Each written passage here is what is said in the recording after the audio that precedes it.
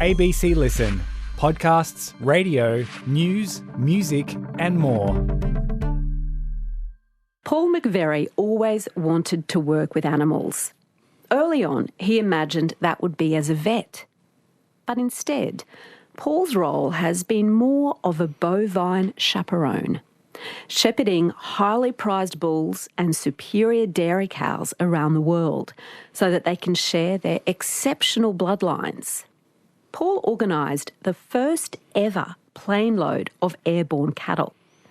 And during the flight, he kept an eye on the cows via a flying fox he had rigged up in the cabin of the DC-8. Things haven't always gone smoothly in these international adventures, like the time he and 2 prize bulls ended up needing a police escort on Broadway in New York City. Hi, Paul. Hi, Sarah. Did you grow up around animals, Paul? I did.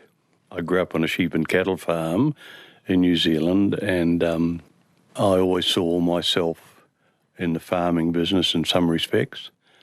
Had a crack at being a vet, and I failed dismally. Why? What happened? Well, I probably wasn't clever enough. I probably hadn't put enough work in at school, I suspect. What was school like? Because you were in regional New Zealand. Did you have to go to boarding school? I had to go to boarding school. We weren't in the outback as such, but by New Zealand standards, we were a significant distance from a secondary school. So I went to boarding school, and they were the greatest years of my life. Lots of sport again, and a little bit of study mixed in. But not quite enough to get you into vet science. No, it wasn't.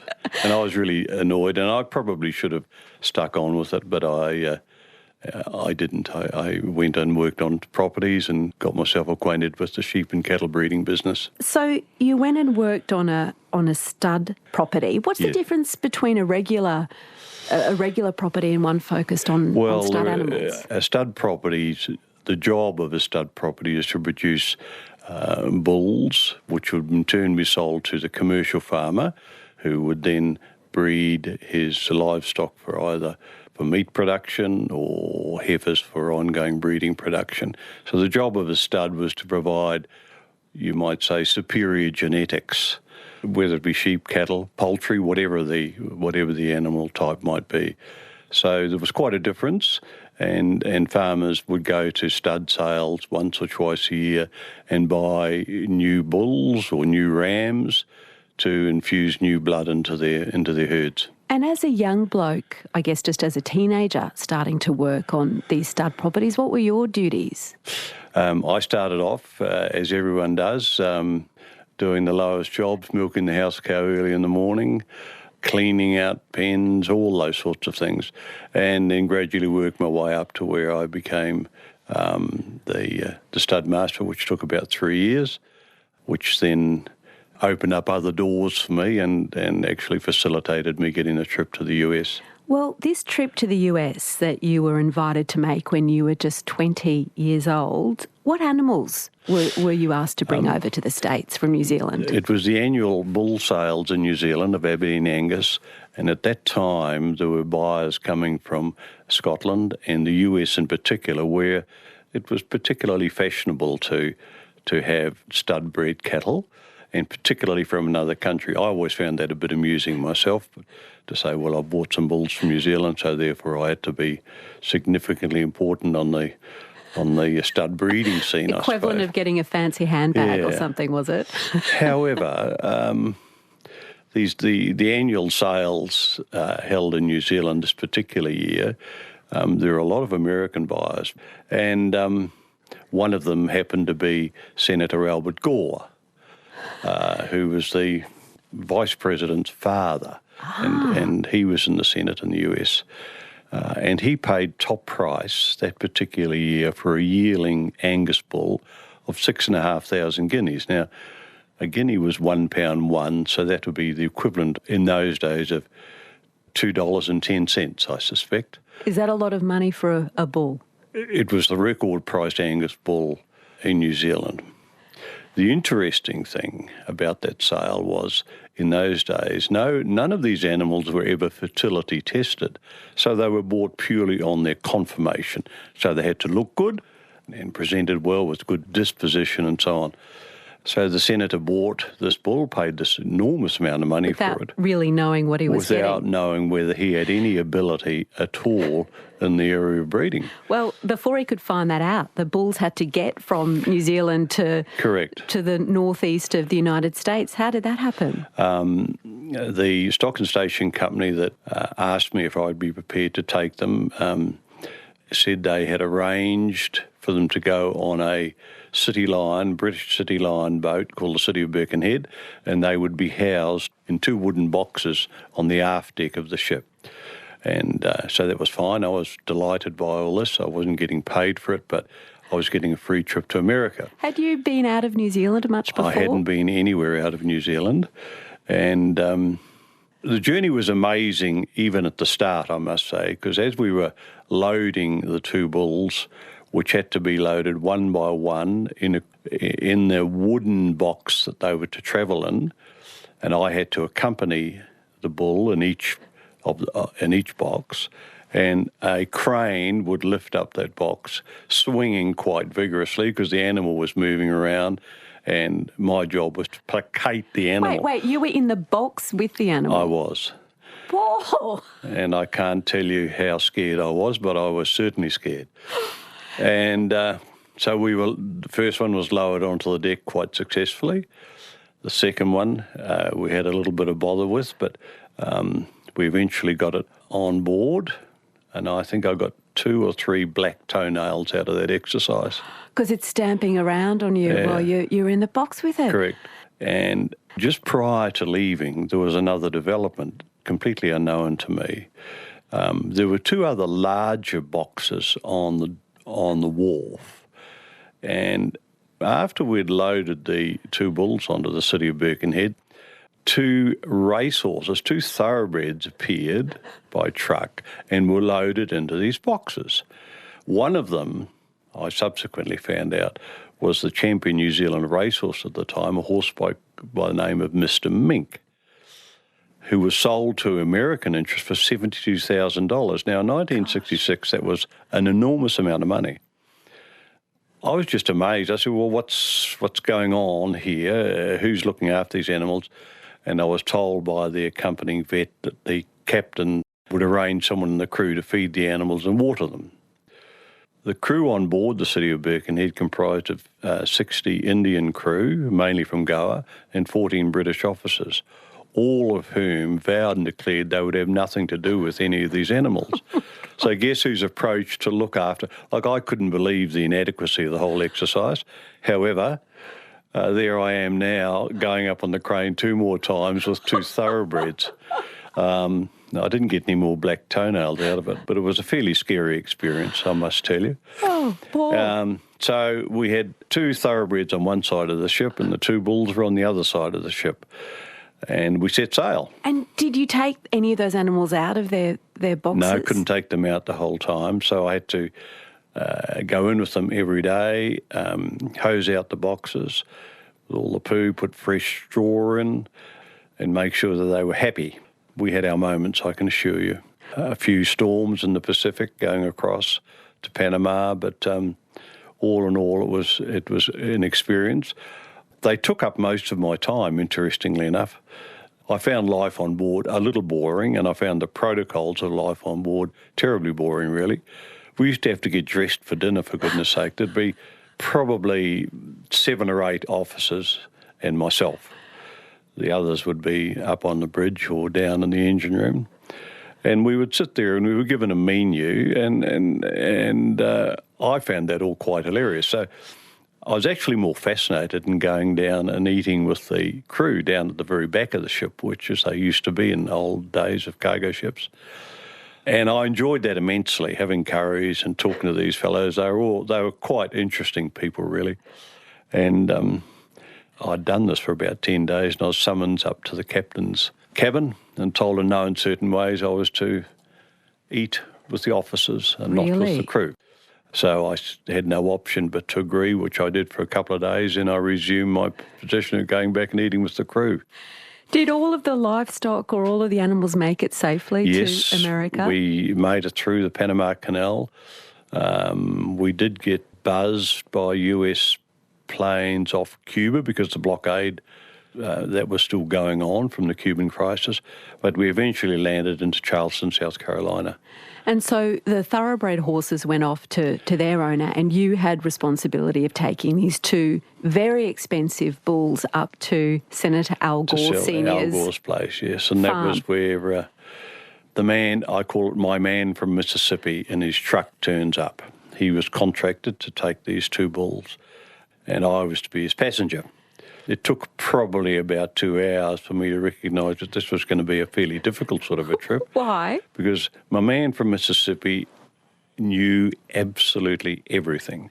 He knew every shortcut. He knew every aspect of the trip. Now, wait a minute. Did he know that or think he knew it? Well, I went along with that, and I realised that I thought he was a little bit sandwiched short of a picnic in some respects, actually. And I ended up offering to drive on the turnpike. I was unlicensed, but so he was quite happy to accept that, and he climbed into the sleeper cab in the back, and there I am driving along the turnpikes. I'd wake him up when we got to somewhere where we had to go off, and he would take over. We were lost in Baltimore for 4 hours. We were lost in Washington for 6 hours. And by this time, my confidence in my man from Mississippi had all but disappeared. We then arrive in the outskirts of New York about 4:15 in the afternoon. Probably not a smart time to be turning up, but that's where we were. And I said to myself, that's Manhattan Island. What do you know? So we're going across, I think it's the Georges Bridge. And I saw a sign, Broadway. I couldn't believe it. I thought, holy smoke, that's Broadway. So I said, well, let's turn left here. And he did. What happened then? On Broadway, which happens to be, for those that have been there, and I'd never been there myself, but it was a one-way street. What, you turned the wrong way? Yes, and we were going the wrong way. So I'd never been to Broadway, let alone in a truck with two bulls on the back. Coming into peak hour, bulls are getting a little upset, a lot of roaring going on. My man from Mississippi's completely lost all track of any common sense, I guess. Is into the profanities again of can't figure out why I've stuffed this up and on and on. And I got out. We had stopped, of course. We were stopped by police. How were the good citizens of Manhattan Well, everyone was reacting to this? gathering around because of this noise coming from the back of the truck. So I climbed up and over in to be with my friends who I'd become very close to after spending 6 or 8 weeks at sea with them, then a month in quarantine. And they were the tooting and the noise and stuff. They were getting quite upset. So I fed and spent time with them, scratching them, talking in the way that I used to talk to them. As Broadway goes on all around and you. Broadway goes on. I just thought it was hilarious. It was a total comedy, wonderful experience. We got out of New York about 1 or 2 in the morning. How? What? Police took us all the way out. They must have thought they were a couple of prize jerks, these fellas. And my man from Mississippi, I'll never forget him. He was quite something else, really. Well, you delivered with this exciting detour. You managed to deliver these two highly prized bulls to Mr. Gore Sr. Were they worth that money that he paid for them? Well, that's an interesting observation. Probably that was the market for highly priced, supposedly well-bred bulls. However, there was no fertility analysis at all, which is the way animals were sold. They were sold on confirmation only. So as it turned out, the very highly priced bull turned out to be totally infertile. So he went off to another place, which was probably sausages, I'm not sure. But I was shattered about that news. I'd got very close to those animals, very close to them actually. You spent a few years working on cattle studs in the States and in Scotland, and then came out to Australia in the early 1970s with your wife, Adrienne. And the plan was to work with an American breeding company here. That didn't pan out. So what did you decide to do instead? I had always had in the back of my mind, and I discussed this with Adrienne, that I'd like to, as a consequence of the travels that I had in Europe, to work in some area of development with cattle in some of the so-called I don't like using the word third world. I think it's a bad term, but some of the countries that we could perhaps be of some assistance in the breeding industry. And I was advised by someone in Community Aid Abroad that I should talk to Len Reid, who at that time was a Liberal member for Holt, I think. And around that same time, there was a massive issue with dairy cattle in Victoria and southern New South Wales. Actually, thousands of animals were being killed. Why? It was a mixture of drought and the economic circumstances. Dairy farming just wasn't viable. And there was huge numbers of animals. Huge numbers were killed, and it was just a terrible situation. Len Reid had this thought that he had been to India a number of times, and he was an ex-dairy farmer, that we could look at the possibility of shipping cattle to India to look at crossbreeding with the local indigenous cows. This is at village level, not in a commercial dairy situation, that would in turn increase milk production and a better quality beast. So this was the idea that the Liberal MP had. Yes. And what plan did you come up with in terms of how to get these Australian cattle over to India? Well, it's interesting. It actually goes back to something that I heard when I was in America. I was listening to an agricultural program on the radio, and this actually planted the seed. Not that I realised that it was going to materialise into what went on with me, but I was listening to an executive from Flying Tiger, that was the name of the airline, Flying Tiger Cargo. And he was boasting about they had just carried Roy Rogers and his horse Trigger, would you believe, from one destination to another with great fanfare, and how well Trigger travelled in that exercise. And anyway, it occurred to me when Len was talking to me about maybe we could take some of these dairy cattle that were being killed and send them to India, and we could take them by ship. Where the most we would get on a ship would be about 30 or 40 animals. I then started my own investigations, writing letters and ringing up, firstly Flying Tiger, and then another airline called TIA, based in Los Angeles. And I put the idea to them, could we take a plane load of dairy cattle? I gave them the approximate weights. They did their studies on it and came back after about 3 or 4 weeks. This is all done by letter and telephone, and thought that it could be done. So wait a minute. Roy Rogers' horse had been transported by plane, but had many other animals, stock animals, been transported by plane at this point? No, not in the volumes that I was envisaging, no. Ones and twos, yes. So some people must have thought this was just completely harebrained. Well, most people did, actually. But I said, I think this can be done. I'm assured by the experts and two cargo airlines that had stretched DC-8s, which were about the length of a 707.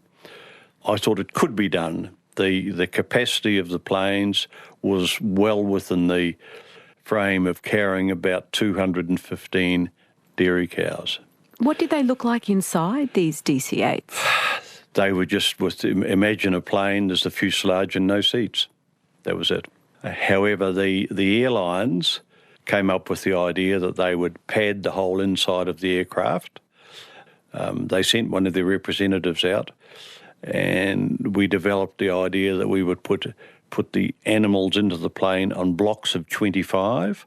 Then we had very large leather belts made. They were probably about a metre deep, I suppose.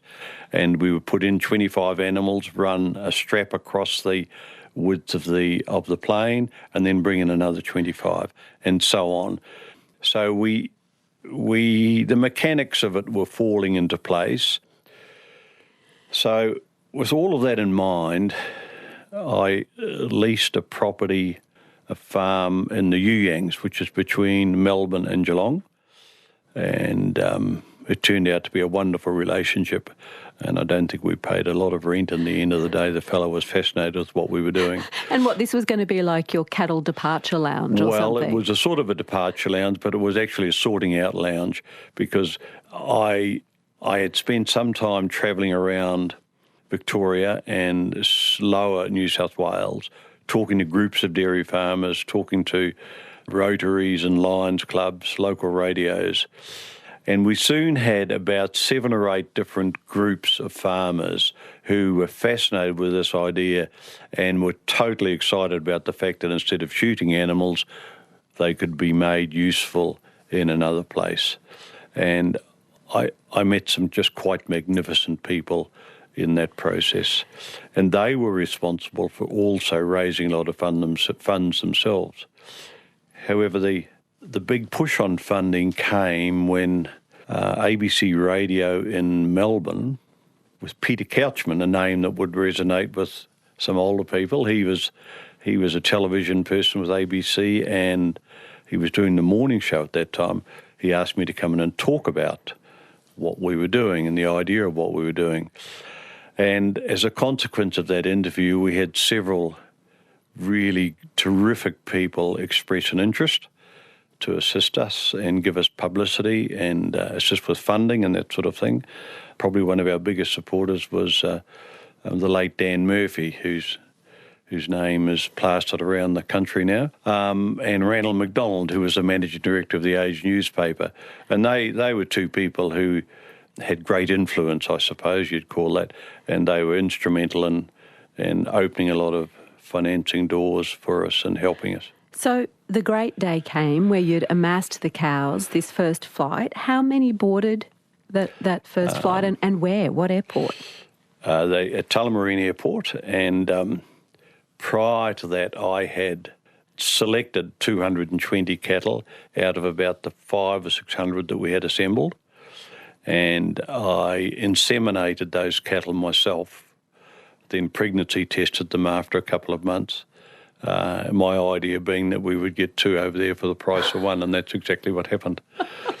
So it was 200 and something pregnant cows that boarded this 215. plane. We put on the first stretch DC-8 at Tullamarine, and loading commenced at 1 o'clock in the morning. We had great support from the airport authorities. It was a mixture of support and fascination, really. I'm not surprised. Bloody cattle getting rolled out on trucks, this plane getting loaded with cattle. However, it all went quite well. And what humans were on board this flight? There was the 3 crew, 3 Americans, quite fascinating personalities. I guess it's what you expect of cargo pilots, I suppose. They all seemed sort of high-risk sort of fellows, really, But they weren't. They were lovely. They were lovely guys, and they'd put a lot of work into the takeoff and landing procedure, because we had to take off and go up very, very slowly, very, very slowly, and similarly coming into land because of the moving cargo that we had, and you couldn't afford too much movement, really. On the very first trip, Carmel Murphy, Dan's sister, came. She was a nun in Madras at that time, and she hitched a ride. So she hitched a ride. So she was up in the cabin in the jump seat, and I was the other passenger. I thought it important that I went on the first flight, and I was in I'm not sure what class you'd call it, but my seat was in the toilet, right at the end of the plane. I think I've had that seat. And let's call it poo class, because that's exactly where I was. And there was a lot of poo being around the plane from the cattle. Your heart must have been in your mouth. I mean, all of this planning and organising and risk, and then you're taking off. It's never been done before. Look, I suppose I was that busy, I never really had time to really think about the what-ifs.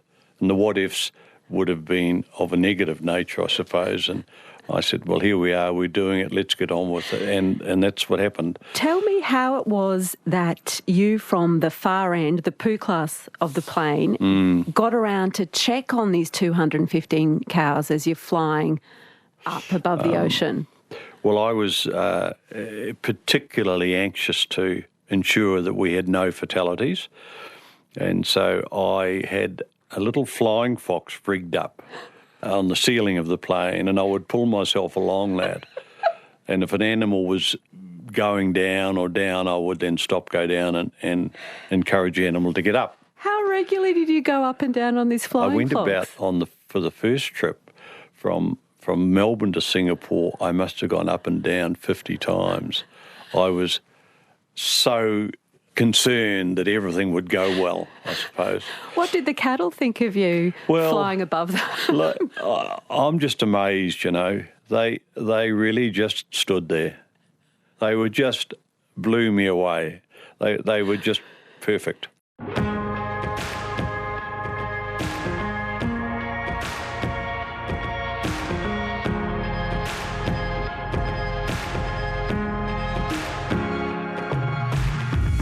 Podcast, broadcast.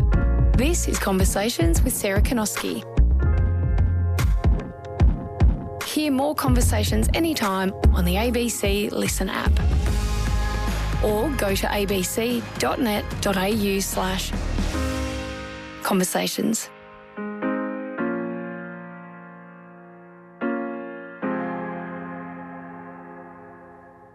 So, Paul, you and your 215 pregnant cows and Dan Murphy's sister, the nun, you all headed firstly to Singapore. How did that landing go? That all went well. We just refueled there. We weren't on the ground very long at all. We opened up every opening that we could open to get some fresh air in, of course, plus the air conditioning was hooked up. So we then took off from Singapore, and about an hour out of Singapore, the pilot called me up to come up to the cockpit. What, on your flying fox? On my flying fox. I didn't stay in the cockpit too long because I was a pretty pungent sort of a smell going around with me. However, he did say to me that cyclones are approaching Madras, and at this stage Madras said, we'll go ahead, we should get down before the cyclones arrived, or this massive cyclone arrived. An hour later, and the skipper called me back up again and said, we're going to have to divert. Now, there's this saying, I can't think of what it is, the best laid plans. Yeah, something like that. Best laid plane loans of cattle still get diverted. So where are we going to go? They suggested we go to Bangalore. They'd spoken to Bangalore Air Control, who had never had a plane of that size. Like, this is a massive plane. I think it's about 50 metres long.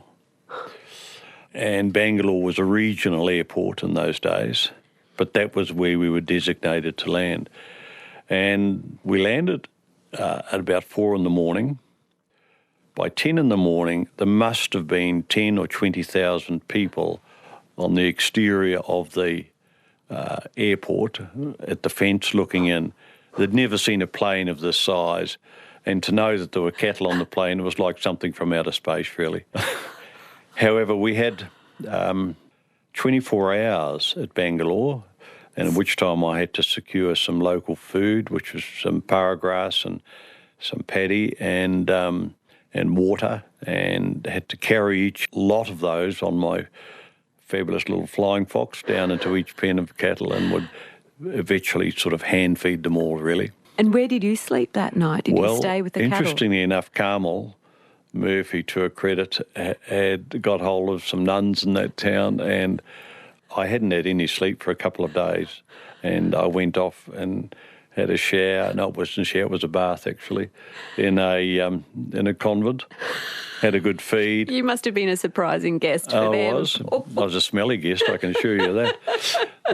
And had a couple of hours sleep, and we took off for Ahmedabad in Gujarat State and landed there, unloaded all the cattle quite successfully. And what kind of reception did you get in Massive Gujarat? reception, a lot of press and that sort of thing, and a lot of sort of needless questions, I thought, but everyone was sort of interested. I was just keen to get the animals to where they were going. The animals that we were going to offload at Madras went to the same farmers' cooperative, in a place called Bavla, which was quite remote in Gujarat.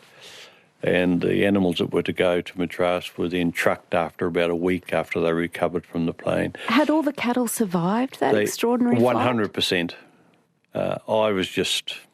I reflected afterwards on how scared I probably should have been, but I just never had time to be scared. But I had I had total belief in what we were doing, and it worked. And how successful was that breeding program in the end? Well, I'm delighted to tell you that there are still offspring coming, and this is now 50 years on, and that cooperative milk production 5 to 8 times higher by using our Australian cattle or offspring from that Australian cattle and crossbreeding programs. It was a highly successful exercise. But Sarah, the key to it, I thought, was this was a program that was being run by these local farmers. They were responsible for the results. And to me, it's what I call aid to end aid, not to create it. They were in charge, and we were just giving them the conduit to improve the genetics and therefore the production or better production of their animals. So it was a very emotional time seeing these people expressing their delight at receiving these gifts, knowing full well what they could do with it. And all of the problems that we had, and there were plenty, melted away into the background. It was just great. Who did you then get a phone call from? Well, I actually had a phone call from Mother Teresa's organisation. So she'd heard about these cows, She had heard about cattle. She had a nose for what's going on around the place, I can tell you. And so I think on my second trip there, second plane load that we took, I went and spent 4 or 5 days with her. What was she like? Oh, incredible! Just in what sort of way? No, I'll take that back. She was just a beautiful, quiet, unassuming person that had an absolute vision of what she wanted to do, and she, in many respects, had no idea how she was going to do it. And that she was a total visionary. She was the most incredible person, really. I had some wonderful times with her. How would you spend your time together? Well, I used to she said, would you like to come to Mass in the mornings with me? I was staying in a scruffy little boarding house, I'll never forget it, at number 9 Sutter Street it was, just around the corner. And I would go there at 5:15, 5:30, sit beside her, and then after Mass she'd say, shall we take tea? That's the word she used. And we'd go and sit in a little room together, and she would tell me about projects. She was really on the hunt for cattle, that's what she was about. And I gave her 8 cows for probably one of the most joyous places I've ever been to in the world, really. And it was a orphanage that she set up just off the end of Dum Dum Airport. Dum Dum was the name of Calcutta's airport in those days. I think it's been changed to a more fanciful name now because of the tourists and what have you. However, John Kennedy, President Kennedy, bought her about 5 or 6 acres of land there, and our cattle went there, and she had 500 to 600 kids there from the streets of Calcutta, from babies through to 7-year-old. She had what they call a Gobar gas plant going there, which was effectively extracting methane from the waste, which provided light power, etc., for the centre. And food donated from a whole lot of organisations in Calcutta. I was very moved by my time there. It was something to behold, was just the joy and happiness in these kids. She said to me one day, we were out there, she said, Paul, they've got nothing, but they've got everything. Then she followed it up, you've got everything, but you've got nothing, aimed at me and our society. So it was really interesting. She said many little sayings like that. She had entree to speak to every leader in the world, you know. And she told me this. And she said, I can ring all of these people up and they do things, help me with things. She wasn't in a boastful way. She had an agenda and she wanted those people to help her achieve it. So you were managing many successful flights of cattle over to India. Correct. But What went wrong on a flight to Darwin? Well, that was a very interesting exercise. Everything went well. We had about 222 animals on that plane. They were a little lighter, so we got 7 or 8 more on. And once again, all pregnancy tested in calf. And the plane was loading at Tullamarine. Everything went successfully. We started at 1 in the morning and finished about 4:30. And the lady who was representing TIA at the time, that's Trans International Airlines, who were doing the job, she came to me with a pretty furrowed look on her face, and she said, "We've got a major problem." I said, "What is that?" We had beset with plenty of problems, but this was a significant one, obviously. She said, "I've just had a call, a telegram actually, is what it used to come on in those days, to say that the crew haven't got enough time left to get to Singapore. We'll have to reroute to Darwin." And the airline had already made adjustments for replacement crew to go to Darwin, but we would have an overlay of 24 hours. Now, what does that mean if you've got 220 cows? Well, it was just a bloody disaster, really. I said, well, we can't do that. We can't sit on the ground in Darwin for 24 hours in that heat. We'll have to unload the cattle. And keep them, just at Darwin Airport? At Darwin Airport. Well, you can't do that. And I said, why can't you? Well, we can't. Well, why can't you? Well, we've got no facility. Well, let's establish a facility. So she went off. She did a wonderful job. God knows how she got hold of someone in the Department of Ag in the Northern Territory, explained the situation. I then got on the phone to them and said, well, this is what I have to have. Otherwise, we were going to cancel the whole shipment. But the cattle are on the jolly plane. And that was a process in itself. Imagine. So anyway, the fellow whose name just escapes me now, but he was just one out of the box, really. He said, okay, leave it with me. I'll ring back in an hour. Within the hour, he said, yeah, we can get a large circular pen. We can give you some shade. We can give you some water. We can give you some hay. I said, in addition to that, I'm going to require 8 separate pens because I had 8 lots of 25, or one was a bit over 25, so we had 222 on the flight. And I want them to be unloaded in the order that they're going to load them again. And what this is just, they had to get all this ready in the time it took you to fly from Melbourne to Darwin, which is what, 4 or 5 hours? Something Probably 4 hours, pretty slow going. Anyway, so I insisted we had to have these pens, and that was essential for the exercise. So I wasn't scheduled to go on that plane, but I just smelt trouble. So I said, well, I'm going to have to go with you. So then there was a problem, where am I going to sit? So anyway, because I had a volunteer going who was in the poo class, he was in the poo class toilet. So I got a bale of hay off one of the trucks, loaded onto the plane, and I spent the trip sitting on a bale of hay talking to him. You were in hay class. Yeah, and going up and down again on the little flying fox. Anyway. What happened once you made it to Darwin? All's well. We landed in Darwin and everything went smoothly. We go to the far end of the airport, and true to his word, he had established the yards, had some cover, had some food, had plenty of water, but no 8 pens. Right. I had to work out then what we were going to do, because I had to let all the cattle be unloaded, all in one big pen, all had ear tags on with their numbers and the specific places they were going to. And so anyway, that was sort of okay. We let them all go, and it really was like McVerry's picnic, I can tell you.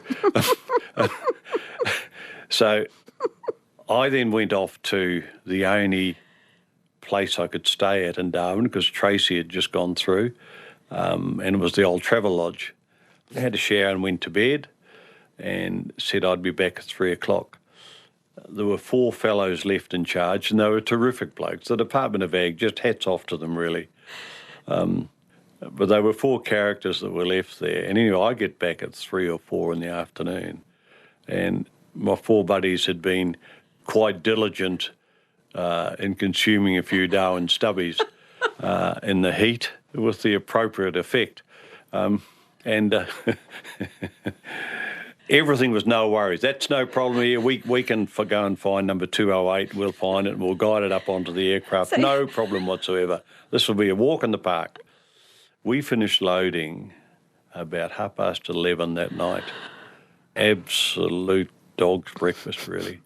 By that time, my mates had sobered up pretty well. And they were still a terrific bunch of guys. I take my hat off to them, really. The plane then took off and I went back to the Travel Lodge, had a night's sleep and returned to Melbourne. So there you go. Paul, it wasn't just cows. There were other animals that you were involved in doing these kind of mercy flights or charity flights with. What other creatures have you overseen? I wouldn't call them mercy. I wouldn't call them charity. I'm not a fan of the word charity either, really. Like, I saw these as the agency. People had to make a better life for themselves by themselves. That was my motivation, I suppose. In answer to your question, I talked to the Rotary Club in Sydney one day, and at the end of the talk, which really went quite well, a gentleman came and said, I have one of the largest poultry breeding operations in Australia. I'd been in Dhaka in Bangladesh probably 6 months before and had noted that every village had poultry running around. They were inbred, outbred and all sorts of bred, and they were tiny little things that produced a handful of eggs once a year. And it spawned the idea, when I asked him, what do you do with the cockerels? He said they're not used at all. They keep the females, they sex them at day old, and there was no use for the cockerels. So I said, okay. So they just kill them on in the poultry farm? Yep. Okay. So I then spoke to Roger Adams, who was the head of Thai Air at the time, and he said, yeah, we could probably do something for you. He knew there was no money in it for him, but anyway, I said, give me the best packaging company in Australia, cardboard box. So now the plan was to take these cockerels that would have been killed over to Bangladesh. To Bangladesh. Virtually as just 1 or 2 days old. Then went to Bangladesh and had the government set up a growing out property just out of Dhaka. And all of this was done quite quickly, really. And so these cockerels were then flown from Sydney to Bangkok, Bangkok to Dhaka, and spent time growing out, being fed and growing out till they could be released. We then ended up releasing cockerels into a village, just letting them go, really. What, just like opening a box and... Virtually, that was it, yes. And what happened to them once they were... The objective being, what happened to many? They found their way straight into a pot because they were nice big birds. It didn't take long, however, for them to realise that if they could crossbreed with the local hens, you would get a 5 to 8 times increase in egg numbers, a much larger egg, a much larger bird, consequentially, for eating. So it's self-generated. It took about a year to get going and then just spawned, really. And once again, they were in control of the project. It was just wonderful to see, really, I must say. But less carefully managed a breeding program than with the cattle. Absolutely. Absolutely, it was. But it was a bit of mayhem, really. Survival of the fittest with the cockerels at that point. Like these things were not... The way I'm speaking about it is like they were just walks in the park. We had massive problems all the time, but, I guess I often say on these sorts of things that if you're not having some sort of problems, you're not up to much, really. Do you get frazzled or cranky when problems arise, or how do you react? Well, no, I think you just have to see what's going wrong, see what can be learned from it, and then put that into practice. So chickens to Bangladesh, cattle to India. We sent some sheep to Tanzania, same principle. They were very, very well organised, and that was under the auspices of a local group in Tanzania that was semi-government sponsored, but it was a great success.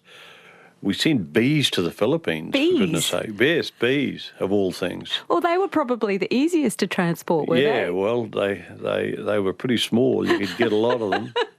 And I also sent some cattle to a project out of Wyndham in WA. Yeah, that also went particularly well. In Bangladesh, Paul, you came across another Australian man who was volunteering, who made an impression on you. Tell me about Fred Hyde. Fred Hyde is one of the more remarkable people I've ever met in my life, really. A fairly unheralded Australian, you would say. Fred lived in the town of Warwick in southern Queensland, and he ran a chainsaw business there for most of his working life. He got to 65, and in his words to me, he said, you know, when I get to 65, Paul, I was part of the local group in Warwick that built the old people's home and thought, well, I'm going to end up in the old people's home just like the rest of them. Fred had other ideas, of course, and he was the most interesting person, a very quiet, unassuming person, but totally driven sort of a person, really. Fred found a complete new life when he got going to Bangladesh, I must say. But what he did identify, which was very, very interesting, really, he decided in his wisdom after a couple of years there that education was the key. And this is a very remote island, Bowler Island in the Bay of Bengal, subject to massive floods, cyclones. It's only about 2 or 3 or a metre or so above sea level, in some cases below that, actually. And he started building schools. I went there once to see him in a little area called Five Dock, actually, it was called. And he physically built the school himself. Well, today, Fred Hyde Schools still goes very successfully, and there are some 40-odd schools, and they teach 7,000 children a day, plus kindergartens. Quite remarkable. Fred died when he was 93, so it's not long ago, but there is a group of about a dozen volunteers scattered around Australia that run the organisation, Fred Hyde Schools. They're all volunteers. They employ local teachers, I think at a rate of $200 a month Australian, and it is just one of the giant successful operations. Once again, educating people. Education is the key to people's survival, educating these people to go on and do useful things in their lives. I'll never forget Fred Hyde. He's just a magic man, and I have caught up with some of his people over the last few weeks, and they're just a wonderful, driven group of people. So he had this huge legacy through this decision at 65 after he retired to go and do something else.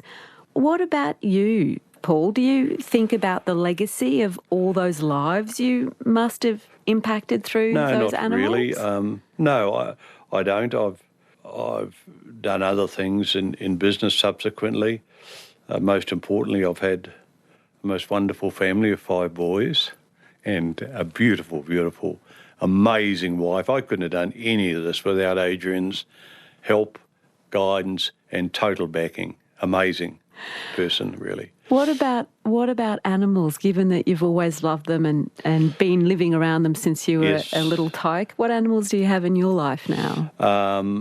We had a farm in the Mary Valley, and we mainly horses there, but really I don't have anything. It's the first time we haven't had any animals, and I think a dog's probably upcoming one of these days. But we're enjoying life. I suppose you'd say we're in the twilight of it, but you know, life's there to be lived, and we love every day.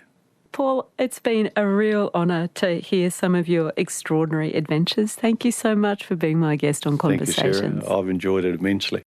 Paul McVerry was my guest on Conversations today. I'm Sarah Konoski. Thanks for listening.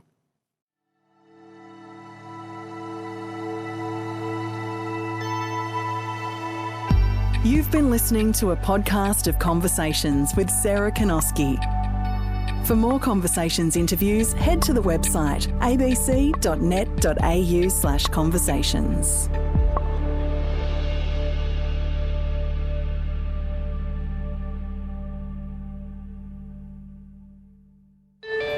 Attention passengers. Hello Conversations listeners, Jonathan Green here from RN's Return Ticket.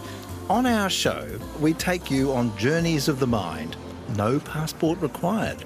We'll chat with some fine guides in destinations you'd love to travel to.